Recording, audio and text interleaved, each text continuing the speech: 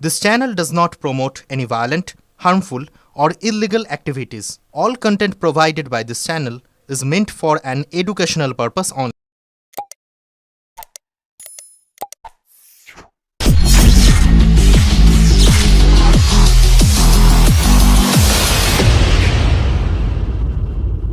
হুগলিতে কর্তব্যরত অবস্থায় অসুস্থ হয়ে টেম্পোরারি হোম গার্ডের মৃত্যু, শোকের ছায়া ট্রাফিক বিভাগে। প্রশাসন সূত্রে খবর, কর্তব্যরত থাকাকালীন হঠাৎ শরীর খারাপ অনুভব করেন প্রসেনজিৎ। সঙ্গে সঙ্গে সহকর্মীরা তাকে শ্রীরামপুর ওয়ালস হাসপাতালে ভর্তি করান। সেখান থেকে শারীরিক অবস্থার অবনতি হলে তাকে দ্রুত স্থানান্তর করা হয় একটি বেসরকারি হাসপাতালে। গতকাল সেখানেই সকালে শেষ নিঃশ্বাস ত্যাগ করেন তিনি।